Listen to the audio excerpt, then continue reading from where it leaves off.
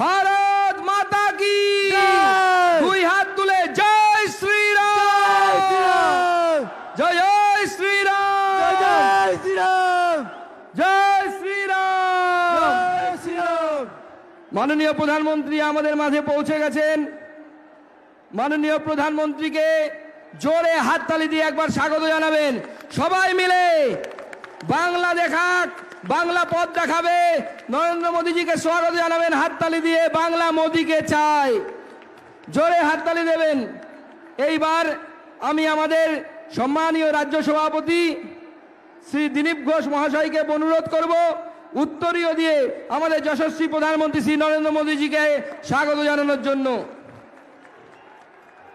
আমি এরপরে অনুরোধ করব আমাদের মাঝে উপস্থিত আছেন বাংলার সত্যিকারের গর্ব মহাগুরু শ্রী মিঠুন চক্রবর্তীকে অনুরোধ করব উত্তরীয় দিয়ে মাননীয় প্রধানমন্ত্রীকে স্বাগত জানানোর জন্য। জোরে হাততালি দেবেন।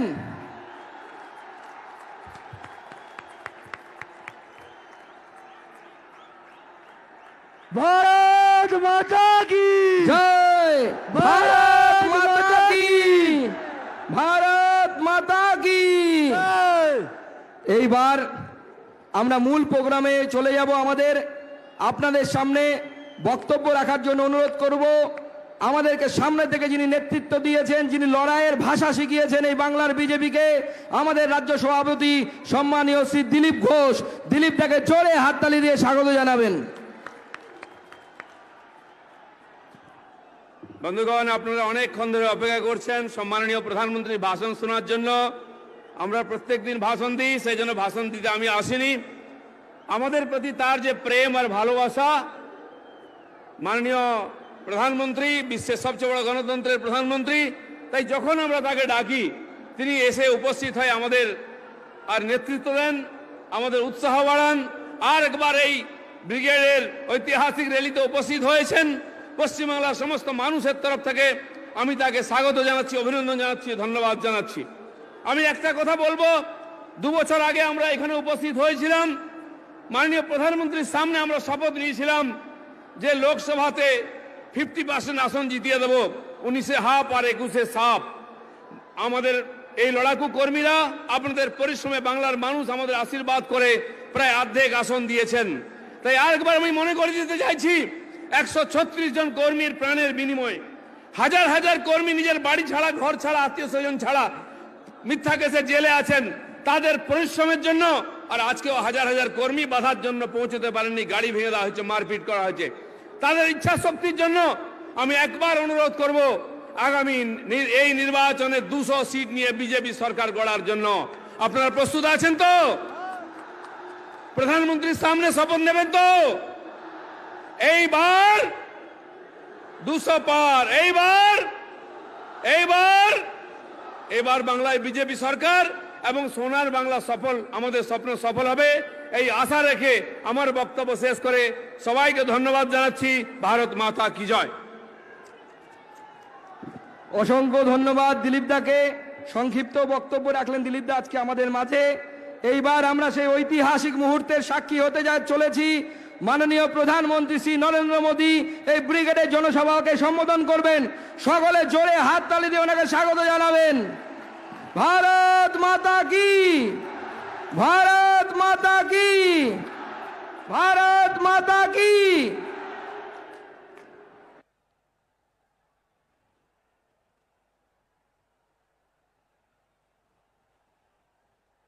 भारत माता की,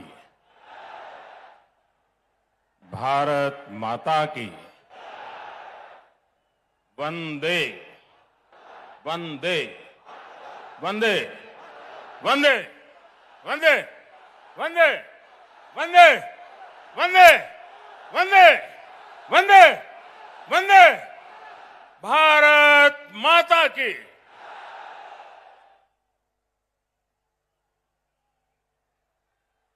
मंच पर विराजमान भारतीय जनता पार्टी के सभी वरिष्ठ नेतागण, पश्चिम बंगाल के, कोलकाता के, बहनों और भाइयों को मेरा सादर प्रणाम।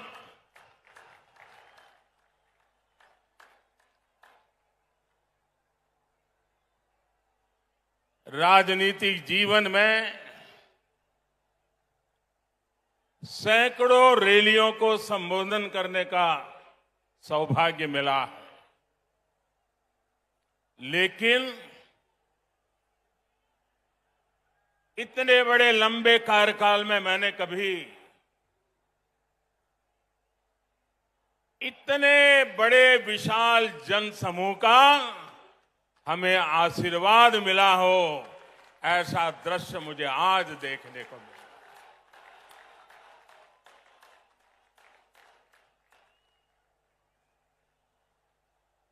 जब मैं हेलीकॉप्टर से देख रहा था, मैदान में तो जगह नजर नहीं आ रही है, लेकिन मैं देख रहा था सारे रास्ते इतने भरे पड़े हैं, लोग भागते हुए इधर की तरफ चल रहे हैं।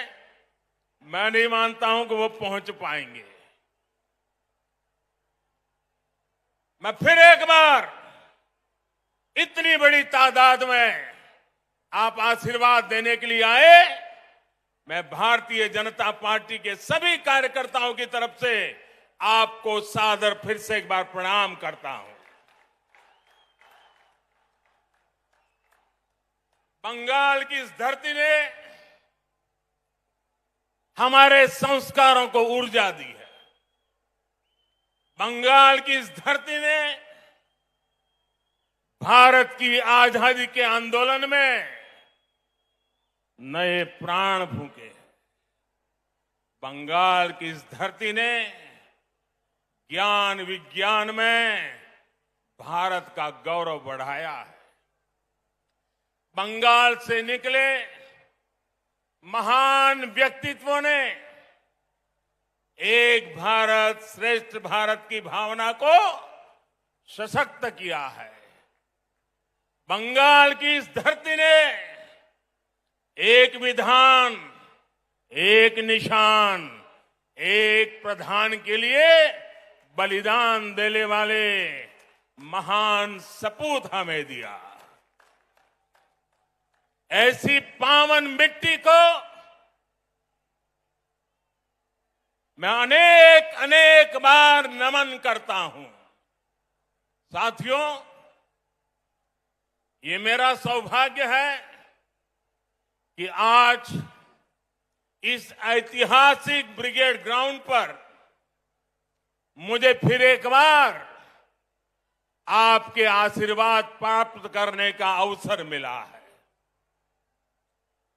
ब्रिगेड ग्राउंड के आसपास एक तरफ स्वामी विवेकानंद जी का जन्म स्थान है, दूसरी तरफ नेताजी सुभाष बाबू का निवास स्थान है, एक तरफ महर्षि श्री अरविंदो का जन्म स्थान है, तो दूसरी तरफ डॉक्टर श्यामा प्रसाद मुखर्जी का जन्म स्थान है।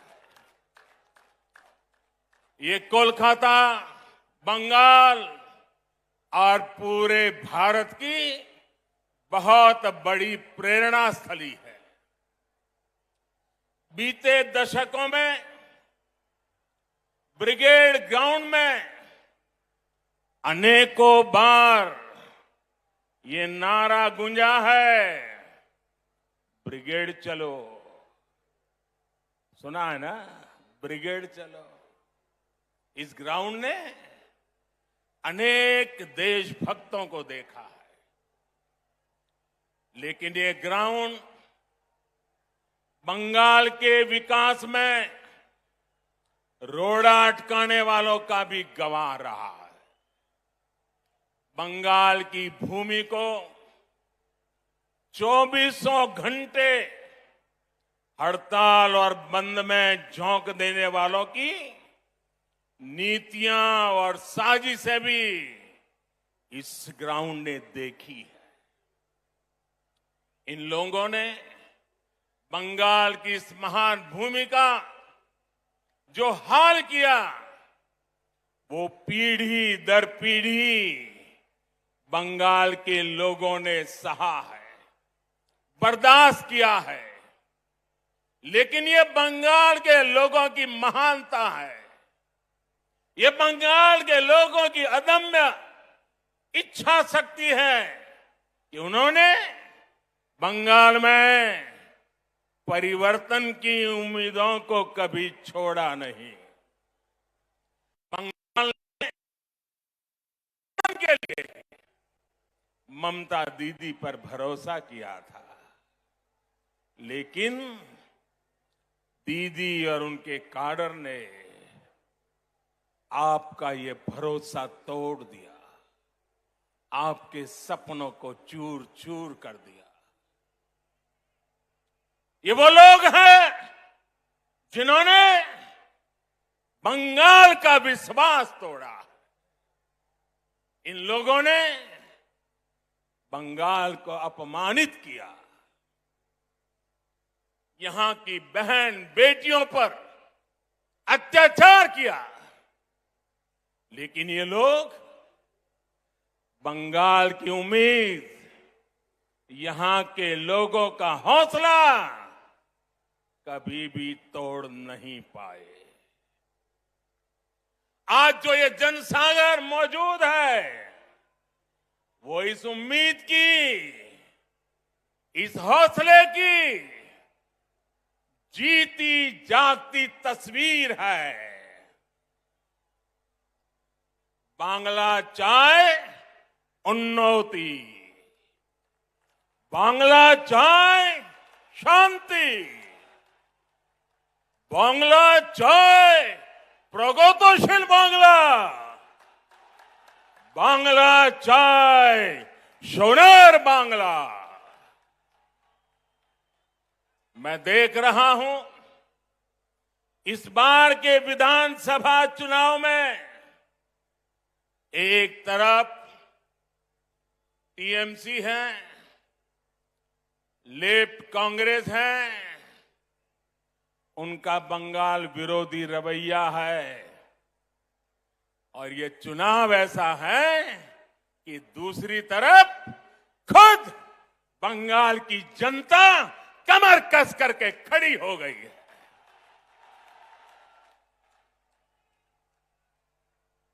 आज भाजपा को आशीर्वाद देने के लिए लाखों लोगों का यहां आना, लाखों लोगों का पूरे प्रदेश भर में निरंतर आशीर्वाद बनाए रखना, सामान्य मानवी हो,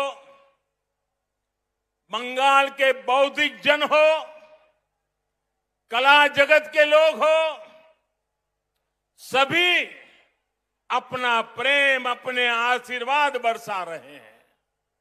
सबके दिल में एक ही इच्छा है, हमारा बंगाल विकास की नई ऊंचाई पर पहुंचे।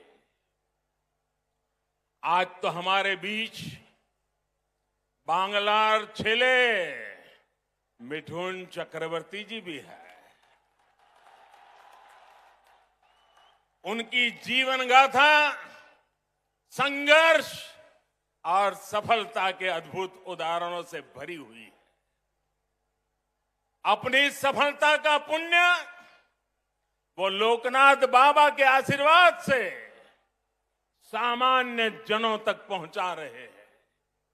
साथियों, आज ब्रिगेड ग्राउंड में आप लोगों की हुंकार, ये हुंकार सुनने के बाद अब किसी को कोई संदेह नहीं रह जाएगा।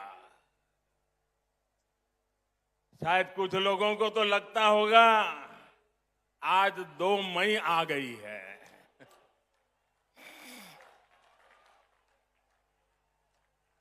भाइयों बहनों, पूरी ताकत से मेरे साथ बोलिए, दोनों मुट्ठी बंद करके बोलिए, हाथ ऊपर करके बोलिए, पूरी ताकत से बोलिए, भारत माता की, भारत माता की। साथियों, भारत माता के इस जयकारे की गूंज बंगाल के कोने कोने तक जा रही है। भारत माता के आशीर्वाद से सोनार बांग्ला का संकल्प जरूर सिद्ध होके रहेगा।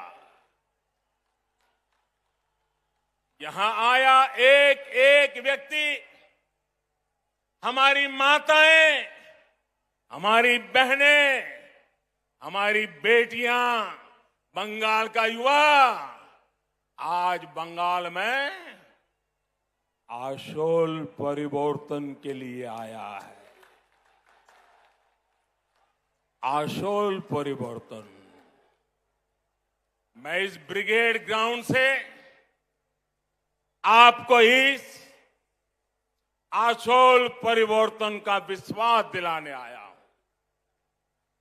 विश्वास बंगाल के विकास का, विश्वास बंगाल में स्थितियों को बदलने का, विश्वास बंगाल में निवेश बढ़ाने का, उद्योग बढ़ाने का, विश्वास बंगाल के पुनर्निर्माण का, विश्वास बंगाल की संस्कृति और यहां की परंपराओं की रक्षा का। मैं विश्वास दिलाने आया हूं कि आपके लिए, यहां के नौजवानों के लिए, यहां के किसानों के लिए, उद्यमियों के लिए, यहां की बहनों बेटियों के विकास के लिए हम 24 घंटे दिन रात मेहनत से काम करेंगे। हम मेहनत करने में कोई कमी नहीं रखेंगे। हम पल पल आपके लिए जिएंगे। हम पल पल आपके सपनों के लिए जिएंगे। ये विश्वास दिलाने में आया। हम आपकी सेवा करेंगे, आपका आशीर्वाद लेंगे। आपका दिल सिर्फ चुनाव में नहीं, हर पल आपका दिल जीतते रहेंगे। अपने काम के द्वारा, सेवा के द्वारा, समर्पण के द्वारा, परिश्रम के द्वारा। यहां जो भाजपा की सरकार बनेगी, उसकी नीति, उसके निर्णयों में बंगाल के लोगों का हित ये सुप्रीम होगा। बंगाल के लोगों का हित ये सर्वोपरि होगा। यहां जो भाजपा की सरकार बनेगी, आशोल परिवर्तन का मंत्र उसकी प्रेरणा होगा, उसके परिश्रम का आधार होगा।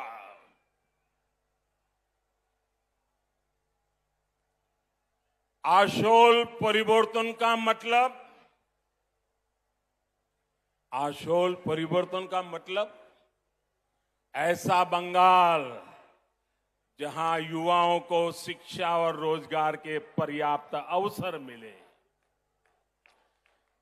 आशोल परिवर्तन मतलब ऐसा बंगाल जहां लोगों को पलायन करने पर मजबूर न होना पड़े।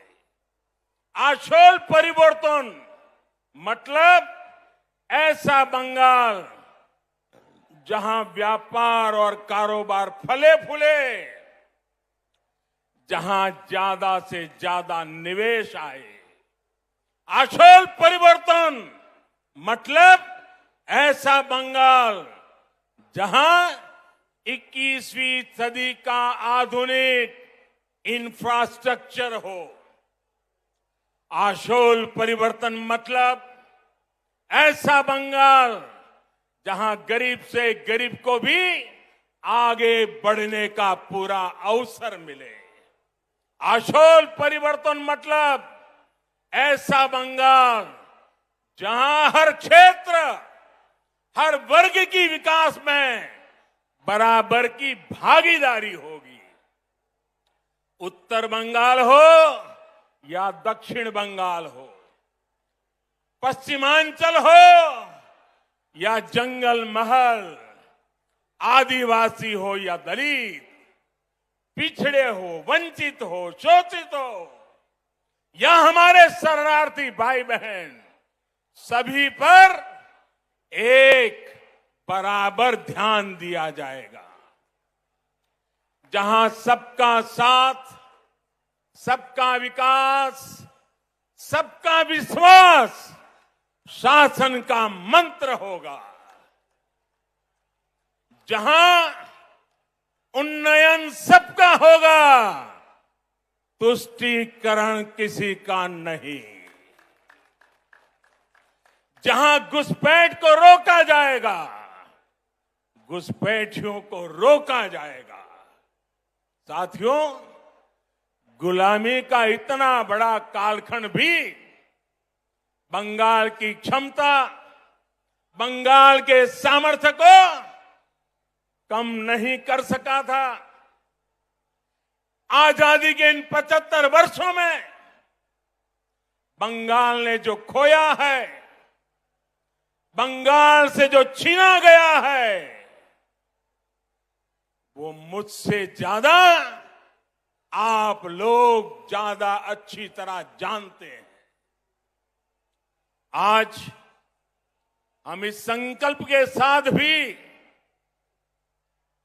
आपके सामने आए हैं कि जो भी बंगाल से छीना गया है, भाइयों बहनों मेरे शब्द लिख रखिए, जो भी बंगाल से छीना गया है उसे वापस लौटाएंगे।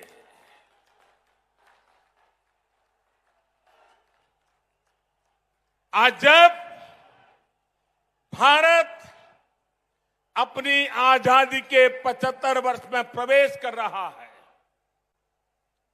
तो बंगाल एक नई ऊर्जा, एक नए संकल्प के साथ आगे बढ़ेगा।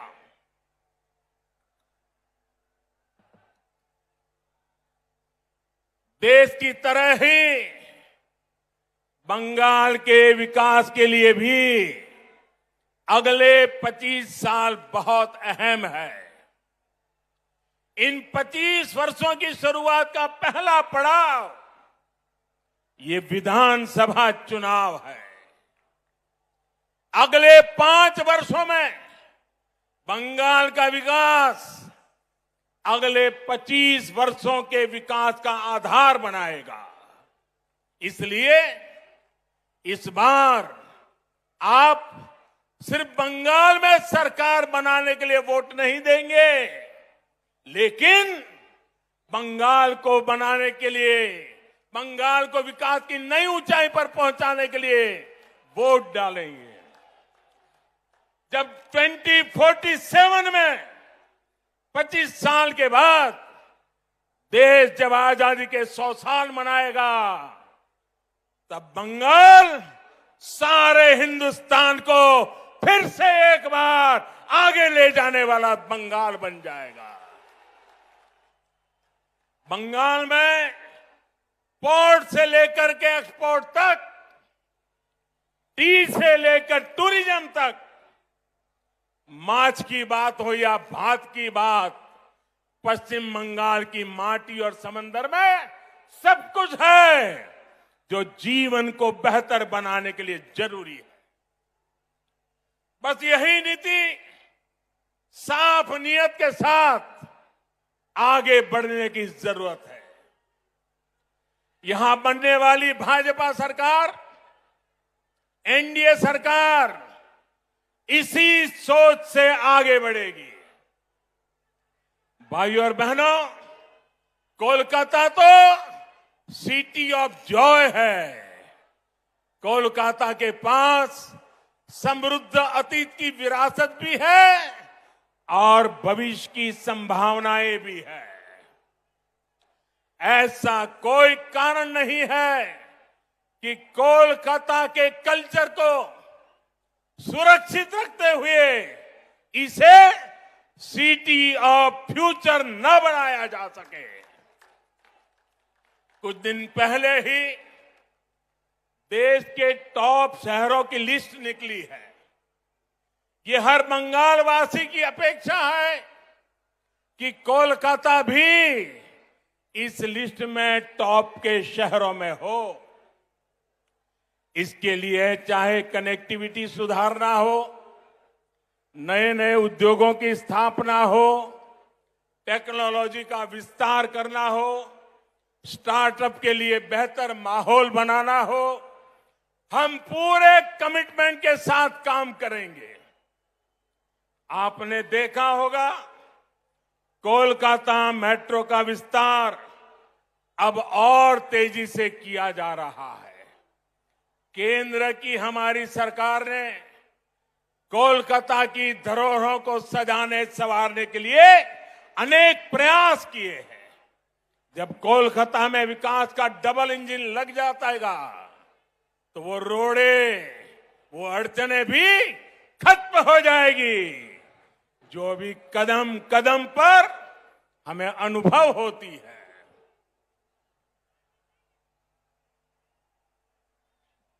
आप अंदाजा लगा सकते हैं कि इनकी कमीशनबाजी की वजह से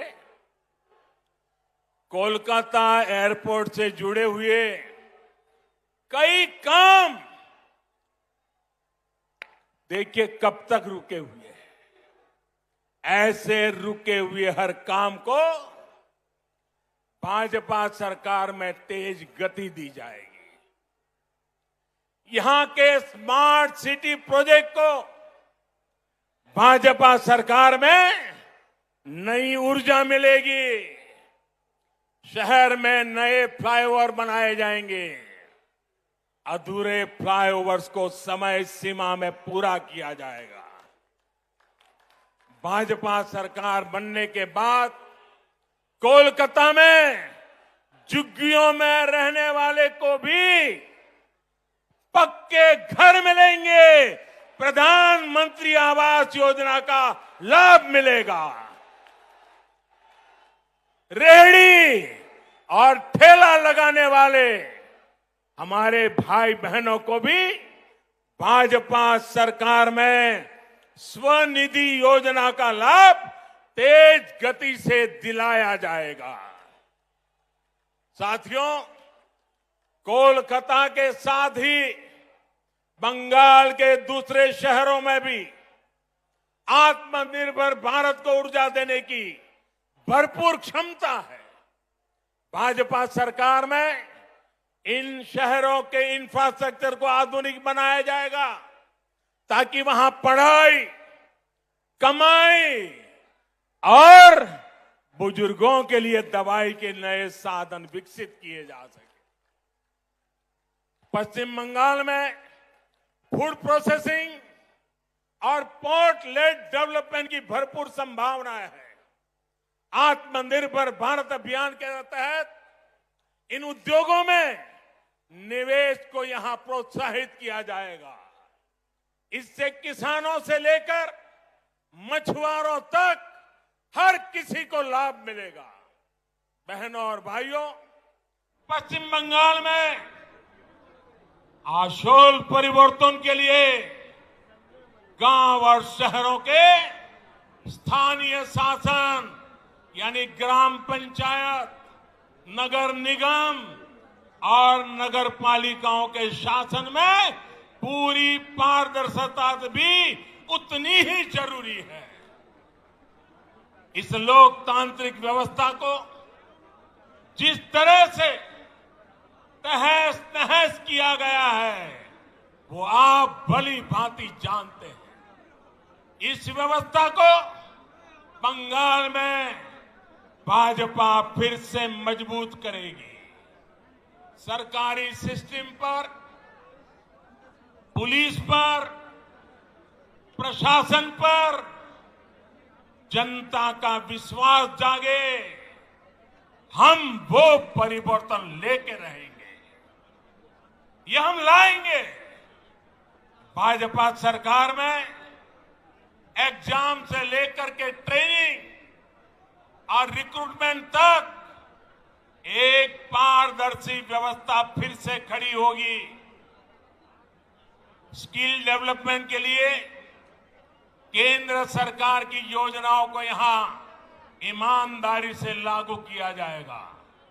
पश्चिम बंगाल में नई राष्ट्रीय शिक्षा नीति के विस्तार को भी बल दिया जाएगा। इंजीनियरिंग, डॉक्टर, टेक्नोलॉजी ऐसे विषयों की पढ़ाई बांग्ला भाषा में भी हो, इस पर भी जोर दिया जाएगा। अंग्रेजी नहीं जानता, इसलिए गरीब का बच्चा, गरीब की बेटी अब डॉक्टर बनने के सपने से दूर नहीं रहेगी। गरीब का बच्चा, गरीब की बेटी भी वो डॉक्टर बन पाए, वो इंजीनियर बन पाए। झुग्गी झोपड़ी में पढ़ाई करके निकला हुआ बच्चा भी बंगाल का नाम रोशन करे, ये व्यवस्था हम बनाना चाहते हैं। साथियों, हमारा लक्ष्य सिर्फ पश्चिम बंगाल में सत्ता का परिवर्तन करना नहीं है, यही एकमात्र उद्देश्य नहीं है। हम बंगाल की राजनीति को विकास केंद्रित राजनीति की तरफ ले जाना चाहते हैं। 5 साल बर्बाद हो चुके हैं, अब बंगाल को बर्बाद होने का अवसर किसी को नहीं देना चाहिए। और इसलिए हम आशोल परिवर्तन की बात कर रहे हैं।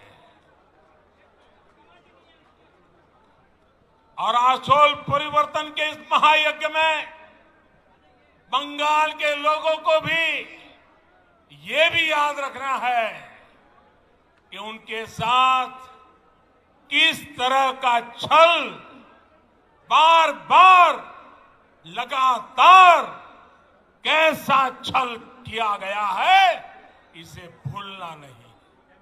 साथियों, आजादी के नारे पर कांग्रेस सत्ता में आई थी।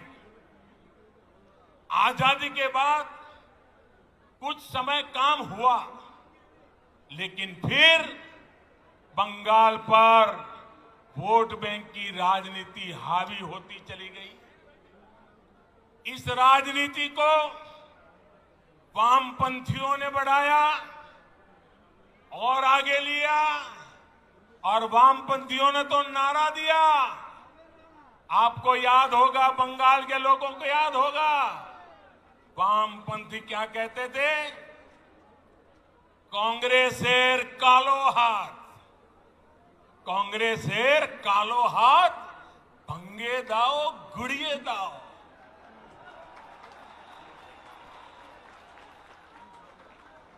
ऐसे ही नारों के दम पर वामपंथी सत्ता में आए, लगभग 3 दशक तक सत्ता संभाली। मैं जरा पूछना चाहता हूं, आज उस काले हाथ का क्या हुआ रे?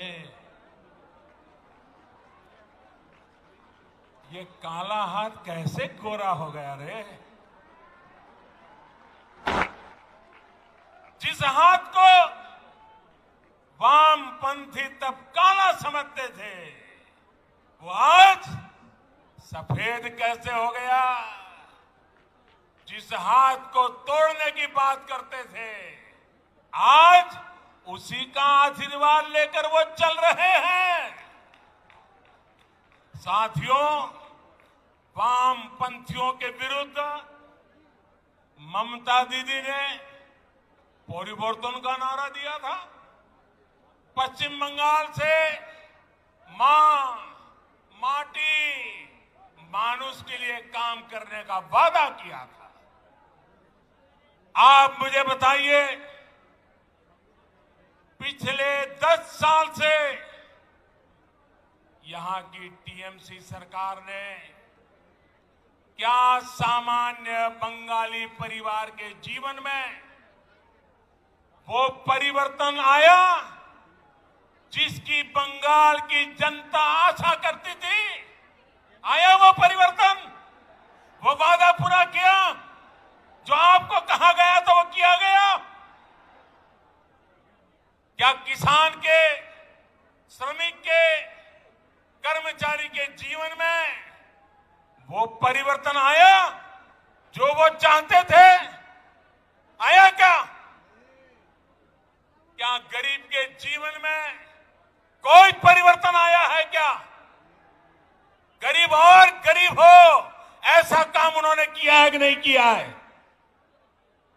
क्या पश्चिम बंगाल के स्कूलों और अस्पतालों की स्थिति में कोई परिवर्तन आया है? क्या बंगाल के युवाओं के रोजगार की स्थिति में कोई परिवर्तन आया है? क्या बंगाल के औद्योगिकरण में वो परिवर्तन आया जितना उसका सामर्थ्य है? क्या दशकों से चली आ रही खून खराबे की राजनीति में परिवर्तन आया क्या? साथियों, आज बंगाल में मां माटी मानुष की क्या स्थिति है, ये आप भली भांति जानते हैं। मां पर गली गली में हमले होते हैं, घर में घुसकर मां पे हमले होते हैं। अभी हाल में जो 80 साल की बूढ़ी मां के साथ हुआ है, जो निर्ममता दिखाई गई है, उसने इन लोगों का क्रूर चेहरा पूरे भारत को दिखा दिया है। बीते 10 साल में बंगाल की शायद ही कोई मां है, शायद ही कोई बेटी है जो किसी न किसी अत्याचार के कारण रोई नहीं है, कोई सवाल न उठा सके। इसलिए ये आंकड़े भी छिपा करके बैठ गए हैं। साथियों, माटी की तो बात करने वालों ने बंगाल का कण कण, बंगाल का तिनका बिचौलियों, कालाबाजारी करने वालों और सिंडिकेट के हवाले कर दिया। आज बंगाल का मानुष परेशान है। वो अपनी आंखों के सामने अपनों का खून बहता देखता है। वो अपनों को अपनी आंखों के सामने लूटते हुए देखता है। वो अपनों को इलाज के अभाव में दम तोड़ते देखता है। वो अवसरों के अभाव में अपनों को पलायन करते देख रहा है। और पूरा बंगाल अब एक स्वर में कह रहा है, एक स्वर में कह रहा है, आर नॉय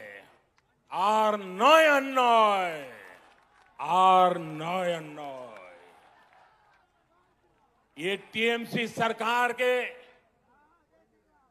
कम होते दिनों की उद्घोष है। ये उद्घोष पूरे देश को सुनाना जरूरी है। भाई और बहनों, आप मेरे साथ बोलेंगे, मेरे साथ बोलेंगे। मैं जो कहूंगा वो बोलेंगे, सबके सब लोग बोलेंगे, पूरा हिंदुस्तान सुने इस प्रकार से बोलेंगे, पक्का बोलेंगे। मैं आपके सामने कुछ शब्द बोलूंगा, उन शब्दों से टीएमसी सरकार की सच्चाई सामने आती है। मैं जो शब्द बोलूंगा उसके बाद आपको 2 बार बोलना है, पूरी ताकत से बोलना है। आपको बोलना होगा आर नॉय। मैं जब बोलूंगा उसके बाद बोलना है। और इसके अंदर आपका गुस्सा, आपका आक्रोश, आपके दिल की आवाज निकलनी चाहिए, जो हिंदुस्तान के कोने कोने में पहुंचनी चाहिए। बोलेंगे? पक्का बोलेंगे? आपको आर नॉय बोलना है, ठीक है? भ्रष्टाचार 2 बार बोलना है। भ्रष्टाचार, भ्रष्टाचार, तोलाबाजी, तोलाबाजी, कटमनी, कटमनी, सिंडिकेट, सिंडिकेट, बेरोजगारी, बेरोजगारी, हिंसा, हिंसा, आतंक, आतंक, तुष्टिकरण, तुष्टिकरण, अन्याय, अन्याय।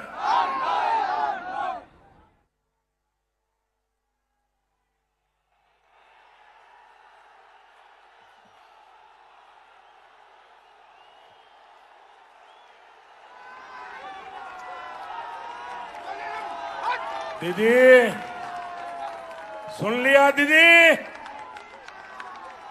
ये बंगाली की आवाज है, ये बंगाल की आवाज है दीदी। आज पश्चिम बंगाल के नौजवान, यहां के बेटे बेटियां आपसे एक ही सवाल पूछ रहे हैं। दीदी, बंगाल की जनता 10 साल के अनुभव के बाद आपको एक ही सवाल पूछ रही है। उन्होंने आपको दीदी की भूमिका में चुना था। बंगाल ने आपको दीदी की भूमिका में चुना था, लेकिन आपने खुद को एक ही भतीजे की बुआ तक सीमित क्यों कर दिया? आपने एक ही भतीजे की बुआ होने के मोह को क्यों चुना? बंगाल के लाखों भतीजे भतीजियों की आशाओं के बजाय आप अपने भतीजे का लालच पूरा करने में क्यों लग गई? आप भी भाई भतीजावाद के उन कांग्रेसी संस्कारों को छोड़ नहीं पाई जिनके खिलाफ आपने बगावत की थी।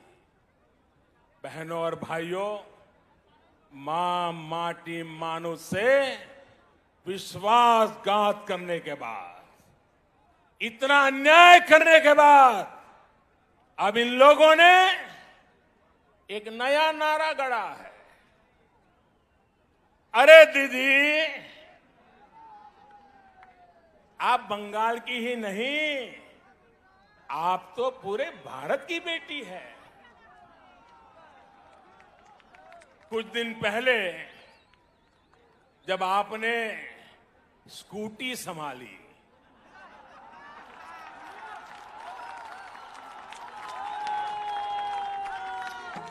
तो सब लोग प्रार्थना करते थे आप सकुशल रहे, आपको चोट न लग जाए। अच्छा हुआ आप गिरी नहीं, नहीं तो जिस राज्य में वो स्कूटी बनी है उस राज्य को ही अपना दुश्मन बना लेती। अगर स्कूटी साउथ में बनी होती तो साउथ को दुश्मन बना लेती, अगर स्कूटी नॉर्थ में बनी होती तो नॉर्थ को दुश्मन बना लेती। अच्छा हुआ आप ठीक है, तब आप गिरी नहीं। जब आपकी स्कूटी भवानीपुर जाने के बाद बदल नंदीग्राम की तरफ मुड़ गई,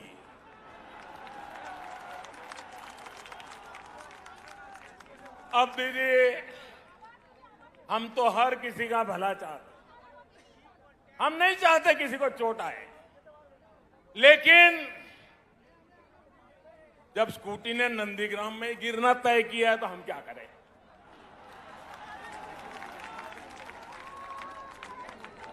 साथियों, ये संयोग ही है कि अंतर्राष्ट्रीय महिला दिवस से एक दिन पहले मैं बंगाल की इस पवित्र धरती को प्रणाम करने आया। ये वो धरती जिसने मां शारदा देवी, मातंगिनी हाजरा, रानी रासमोनी, प्रीति लता वादेदार, सरदार देवी चौधरानी, कामिनी राय जैसी अनेक होनहार बेटियां भारत को दी। ये मेरा सौभाग्य है कि बीते 6 साल में केंद्र सरकार की हर योजना के केंद्र में हमारी बेटियां रही है, हमारी बहनें रही हैं, हमारी माताएं रही हैं। आज गरीब को अपना पक्का घर भी मालकिन के नाम से ही मिल रहा है। घर घर शौचालय बने, इज्जत घर बने, तो बहन बेटियों को ही सम्मान मिला, उनको तकलीफ से मुक्ति मिली। बंगाल में 4 करोड़ से ज्यादा जनधन खाते खोले गए। इसमें आधे से ज्यादा खाते महिलाओं के ही हैं। हमने जब मुद्रा लोन देकर नए अवसर दिए तो इसका भी लाभ लेने वाली 75% महिलाएं ही हैं। हमने देश की गरीब बहनों को गैस कनेक्शन दिया तो कोरोना महामारी के दौरान उनके वो बहुत काम आया। पश्चिम बंगाल की लाखों बहनों को कोरोना काल में मुफ्त गैस सिलेंडर दिए गए। साथियों, बहनों को सबसे बड़ी दिक्कत अगर आती है तो वो पानी की है, जल की है। इसलिए 1.5 साल पहले केंद्र सरकार ने हर घर तक नल से जल पहुंचाने का अभियान शुरू किया। मैंने कुछ दिन पहले हुगली में इसका जिक्र किया तो टीएमसी के नेताओं ने कहा कि बंगाल में पानी की कोई कमी नहीं है। मैं गलत विषय उठा रहा हूं। टीएमसी की यही भावना दिखाती है कि उसे बंगाल के गरीबों, बंगाल की महिलाओं, बंगाल के बच्चों की कोई परवाह नहीं है, नहीं उनका कोई लेना देना है। बंगाल में जल जीवन मिशन इसलिए जरूरी है कि यहां आज भी आजादी के 75 साल के बाद एक महिला यहां राज कर रही है। तब आज भी 1.5 करोड़ से ज्यादा घरों में नल से पानी नहीं आता। बंगाल में जल जीवन मिशन इसलिए जरूरी है क्योंकि अनेकों जिलों में आर्सेनिक युक्त पानी बच्चों का जीवन तबाह कर रहा है, सभी को बीमार कर रहा है।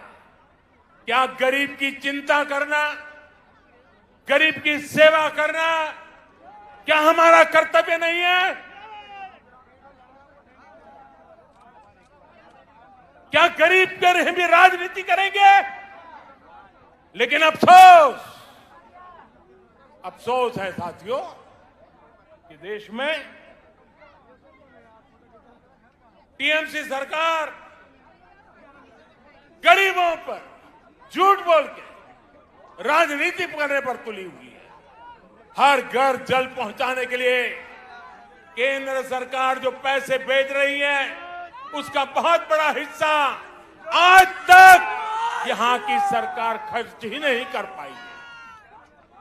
और आज इस ब्रिगेड ग्राउंड से पूरे बंगाल के लोगों से पूछता हूं, क्या टीएमसी सरकार बंगाल के गरीबों, यहां की महिलाओं, यहां के बच्चों की गुनहगार है कि नहीं है? गुनहगार है कि नहीं है? गुनहगार है कि नहीं है? इस चुनाव में उसे सजा मिलनी चाहिए कि नहीं मिलनी चाहिए?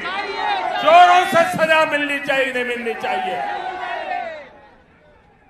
साथियों, एक और योजना है। ऐसी कितनी ही योजनाओं का पैसा यहां की राज्य सरकार तिजोरी में रख करके बैठ गई है। दीदी जैसे ठान कर चल रही है कि न काम करेंगे न करने देंगे। आप मुझे बताइए, ऐसी सरकार को हटाएंगे? ऐसी सरकार को हटाएंगे? ऐसी सरकार को हटाएंगे? साथियों, बीजेपी सिर्फ घोषणाओं पर नहीं, घोषणाओं को तेजी से अमल करने पर विश्वास करती है। जो कहा हम उसको समय सीमा के भीतर करने की कोशिश करते हैं। आजकल तो हमारे विरोधी भी कहते हैं कि मैं दोस्तों के लिए काम करता हूं।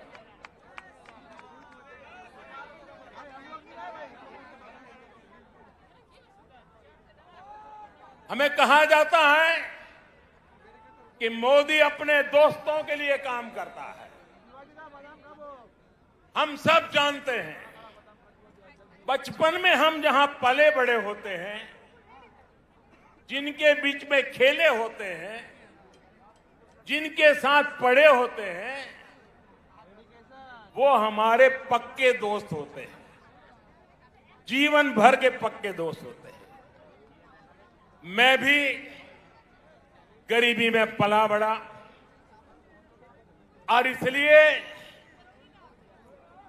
उनका दुख दर्द क्या है, चाहे वो हिंदुस्तान के किसी भी कोने में क्यों न हो, क्योंकि वो मेरे दोस्त हैं, मैं उसे भली भांति अनुभव कर सकता हूं। मुझे इसके लिए किताब नहीं पढ़नी पड़ती है, न कोई वीडियो देखना पड़ता है, न कोई तस्वीर देखनी पड़ती है, क्योंकि मैं इसे अनुभव करता हूं।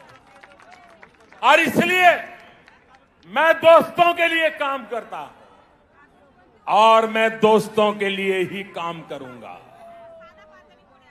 भाइयों बहनों, मैं बंगाल के अपने दोस्तों के लिए काम कर रहा हूं। मैंने अपने दोस्तों को बंगाल में लगभग 90 लाख गैस कनेक्शन दिए हैं। मैंने अंधेरे में जी रहे अपने बंगाल के 7 लाख से अधिक दोस्तों को मुफ्त बिजली कनेक्शन दिया है।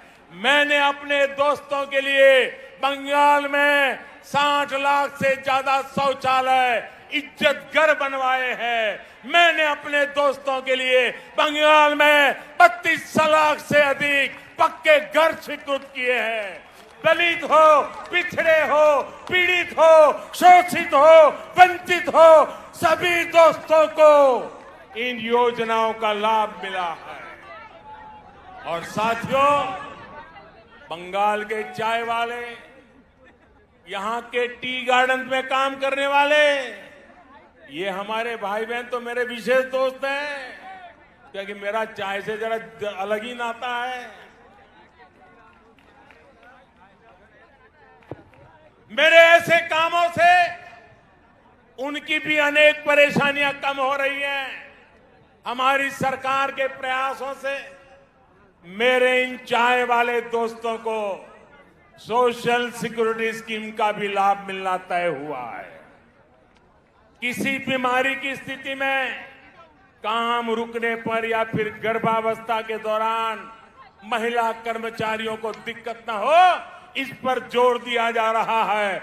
इस साल के बजट में मेरे इन चाय वाले दोस्तों के लिए 1000 करोड़ रुपए की विशेष योजना का ऐलान भी किया है, क्योंकि यही मेरे दोस्त हैं। साथियों, कोरोना ने पूरी दुनिया में सबको परेशान किया, लेकिन मेरे ये गरीब ही दोस्त थे जो ज्यादा परेशान हुए। जब कोरोना आया तो मैंने अपने हर दोस्त को मुफ्त में राशन दिया, मुफ्त में गैस सिलेंडर दिया, करोड़ों रुपए बैंक खाते में जमा करवाए। दुनिया में कोरोना वैक्सीन इतनी महंगी है, लेकिन मैंने अपने दोस्तों के लिए सरकारी अस्पताल में मुफ्त में टीका लगाने का प्रबंध कर दिया। बहनों और भाइयों, कौन है मेरे दोस्त? आप ही मेरे दोस्त हैं। 130 करोड़ हिंदुस्तानी ये मेरे दोस्त हैं। सपने लेकर के पुरुषार्थ करने वाला हर नौजवान मेरा दोस्त है। गरीब की झोपड़ी में पैदा हुआ बच्चा भी मेरा दोस्त है। मेरे दोस्त जब दोस्ती का कर्ज निभाते हैं तो इन लोगों को जरा दिक्कत होने लगती है। उनको परेशानी हो रही है कि ये तो हमारे कब्जे में थे, ये कौन नया दोस्त आ गया। जब मोदी अपने इन करोड़ों दोस्तों की सेवा करता है तो गुस्से में ये इसमें भी रोड़े अटकाने का काम करता है। आज मैं इन लोगों को कह रहा हूं, कान खोल करके सुन लीजिए। मैं पश्चिम बंगाल के अपने इन दोस्तों के लिए ज्यादा से ज्यादा काम करना चाहता हूं।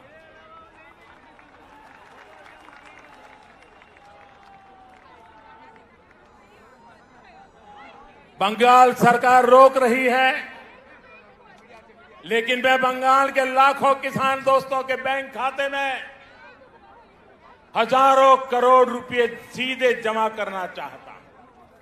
बंगाल सरकार रोक रही है, लेकिन मैं बंगाल के करोड़ों गरीब दोस्तों को आयुष्मान भारत योजना के तहत पूरे देश में कहीं पर भी 5 लाख रुपए तक के मुफ्त इलाज की सुविधा देना चाहता हूं। अब मेरे आप सभी दोस्त बताइए, दोस्ती चलेगी या तोलाबाजी? दोस्ती चलेगी? चलेगी? बहनों और भाइयों, आपके इसी जोश से दीदी और उनके साथियों की नींद उड़ी हुई है। तभी तो ये लोग कह रहे हैं इस बार खेला होवे, खेला होवे, खेला होवे। वाकई ये लोग तो अनुभवी खिलाड़ी हैं। ये खूब खेलना जानते हैं। इन्होंने खूब खेला भी है। कौन से खेल बाकी छोड़ा है आपने? कितने ही घोटाले करके बंगाल के गरीबों को लूटा गया है, बंगाल की संपदा को लूटा गया है। आपने क्या बाकी छोड़ा है? यहां तो अम्फान पीड़ितों के लिए भेजी गई राहत भी लूट ली गई। टोलाबाजी, सिंडिकेट, कमीशन कट, आपने इन घोटाले किए हैं। इतने घोटाले किए हैं कि अपने आप में करप्शन ओलंपिक का खेल आयोजित हो जाए। आपने लोगों की मेहनत की कमाई से लोगों की जिंदगियों से खेला। आपने चाय बागानों को ताला लगा दिया, राज्य को कर्ज में डुबो दिया। आपने युवाओं से उनके हक की नौकरी, उनका वेतन तक छीन लिया।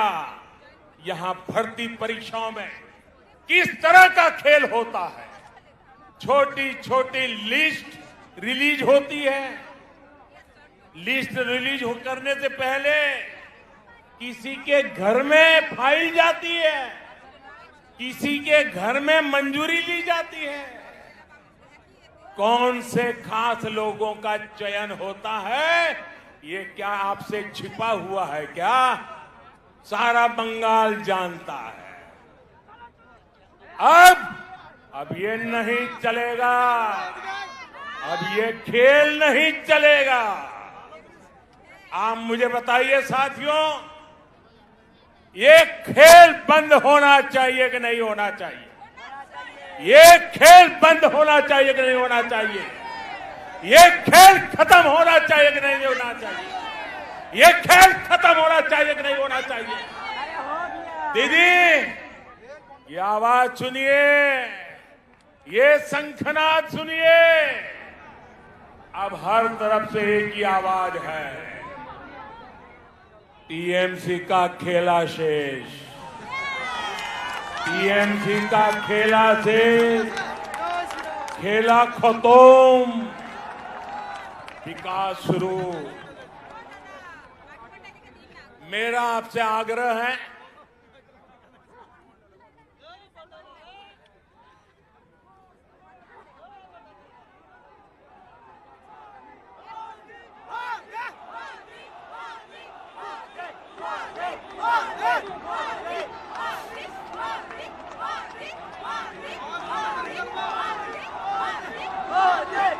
मेरा बंगाल के हर मतदाता से आग्रह है, मेरा आप सभी साथियों से आग्रह है, बॉय पोबेन्ना, बॉय पोबेन्ना, निर्भय बीजेपी के ভোট করুন, কুশাসনের বিরুদ্ধে ভোট করুন, বাংলাকে ভয় মুক্ত করুন, বাংলা উন্নতি চায়, উন্নতির জন্য ভোট করুন, বাংলার জয়, ভারতের জয়।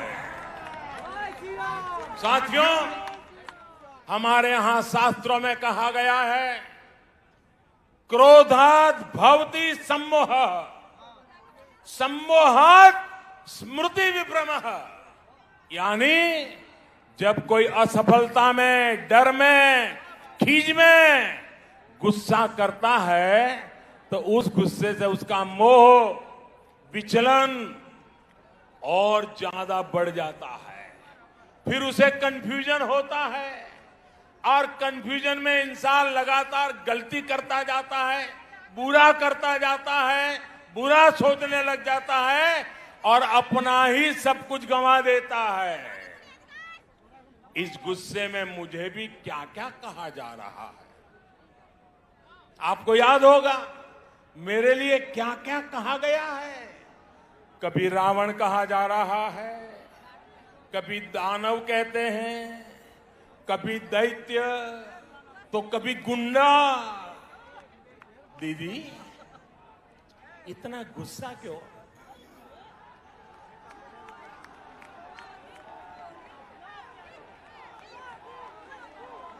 दीदी, इतना गुस्सा क्यों? राग केनो दीदी? कोथाए कोथाए घाल दो, ये तो राग केनो दीदी? अगर आज बंगाल में कमल खिल रहा है तो इसका कारण वही कीचड़ है जो आपकी पार्टी ने, आपकी सरकार ने यहां फैलाया।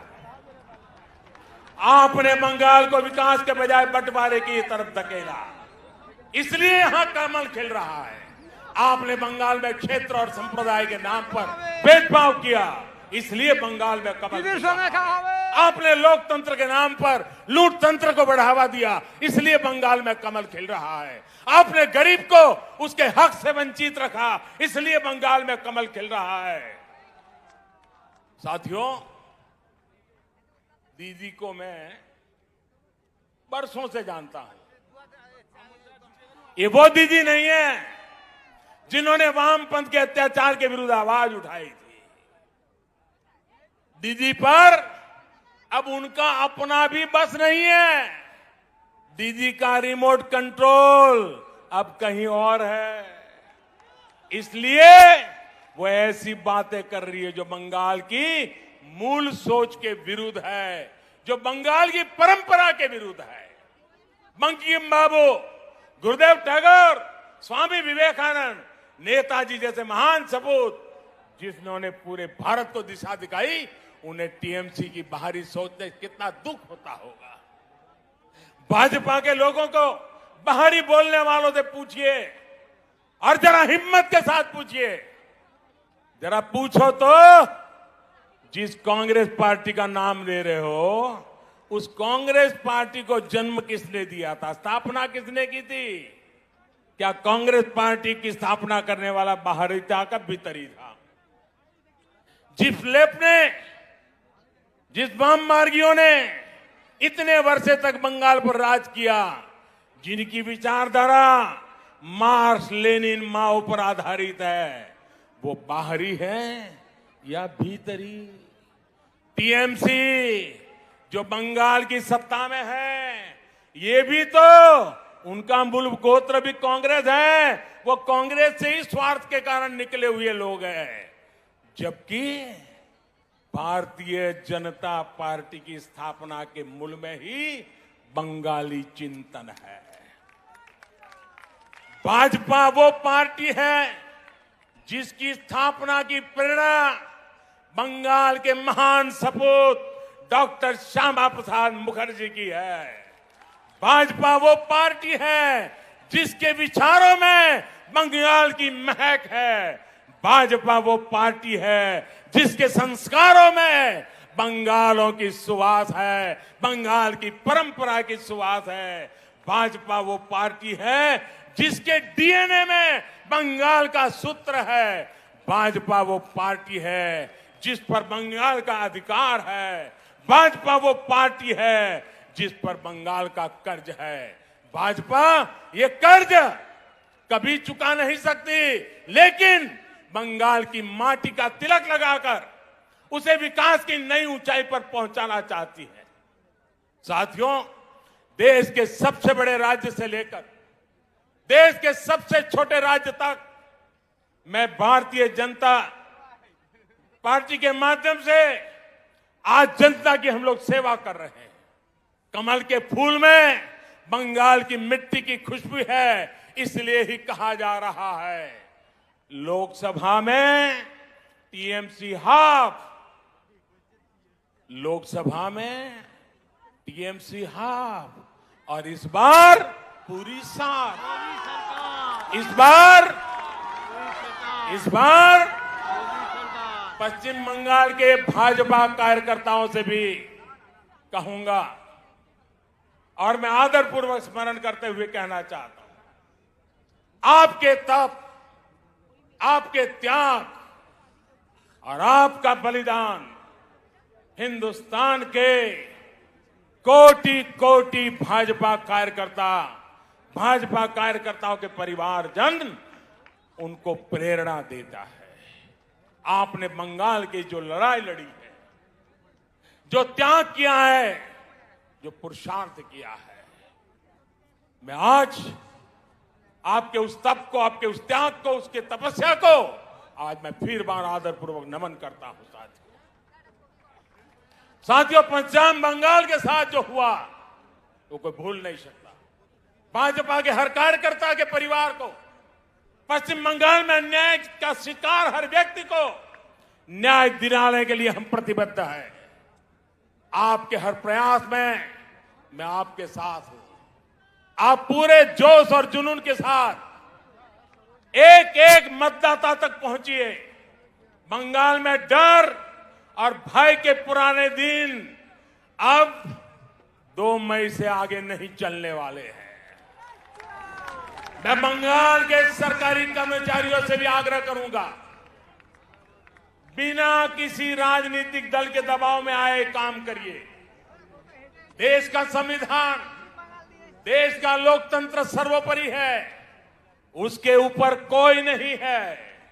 मैं पश्चिम बंगाल के हर वोटर से कहूंगा, लोकसभा चुनाव में आपका मंत्र था चुपचाप कोमल छाप, चुपचाप कमल छाप। ये इसका कमाल कर दिया था।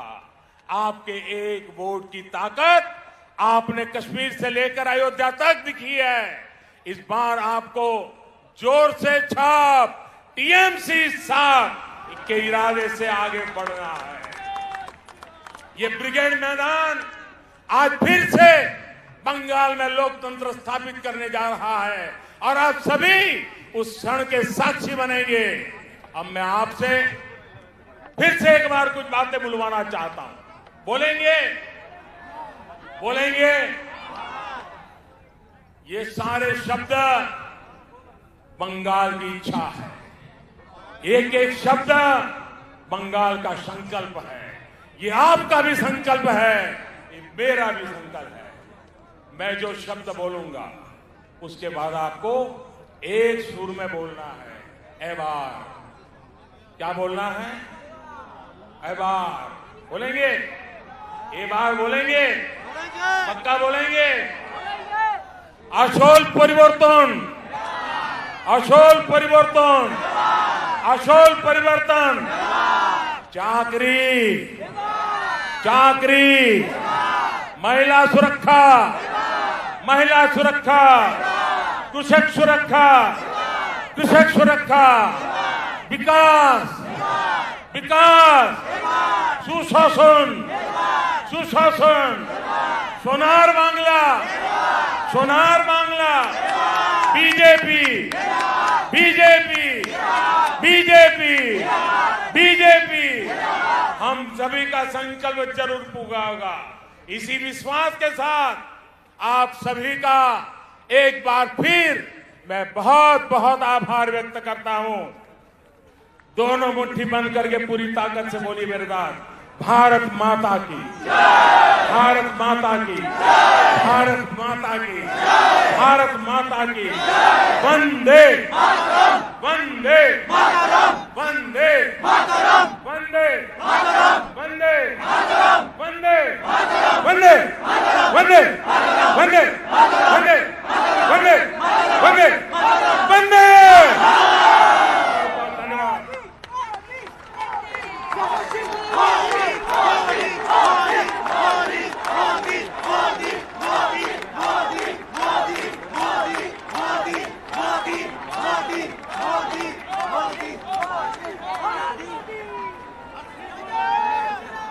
মাননীয় প্রধানমন্ত্রীকে অসংখ্য ধন্যবাদ তার মার্গদর্শনের জন্য। জোরে হাততালি দিয়ে স্বাগত জানাবেন মাননীয় প্রধানমন্ত্রীকে।